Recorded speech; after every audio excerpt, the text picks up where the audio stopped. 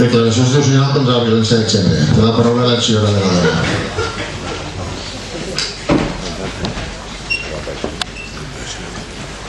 Bona nit.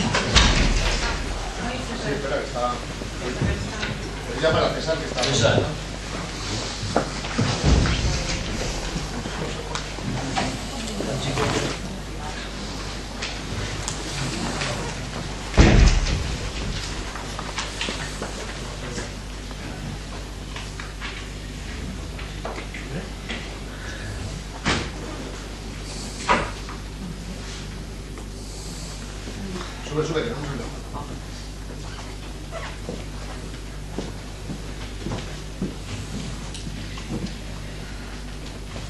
Declaració institucional contra la violència de gènere. En esta declaració, els regidors i les regidores de l'Ajuntament de Meliana volem enfatitzar que la violència contra la dona persisteix com una violació generalitzada dels drets humans i un dels obstacles principals per aconseguir la igualtat de gènere. Esta violència és una de les expressions més explícites del conjunt de valors que caracteritzen el sistema patriarcal que impregna la nostra societat.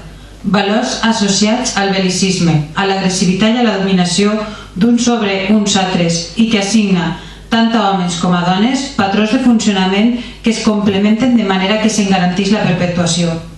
És per això que des de l'Ajuntament de Meliana volem fer una crida perquè la ciutadania es mobilitzi activament en la lluita contra la violència de gènere i per l'igualtat efectiva dels drets, perquè complementàriament entre homes i dones fem de la nostra societat un espai de convivència pacífica en què prime la solidaritat i l'igualtat.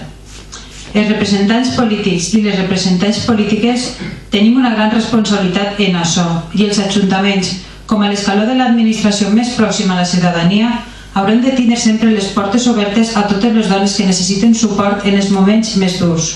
Però el millor seria que aquestes situacions no arribaran a produir-se. Per això, les institucions hem de tindre una política decidida de suport a la coeducació, de denúncia d'actituds i imatges sexistes en els mitjans de comunicació i la publicitat. Hem de combatre en contundència la degradació del cos de la dona que fa una bona part del món de la moda i, sobretot, hem d'assumir un compromís ferm de transformar a la societat i els valors dominants entre totes i tots. Volem dedicar aquesta moció a totes les dones perquè no toleren mai en les seues relacions cap afront a la seva dignitat ni integritat.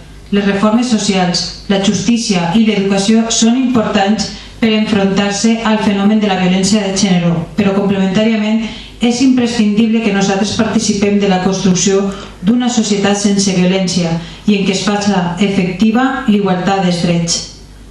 Guardarem un minut de silenci.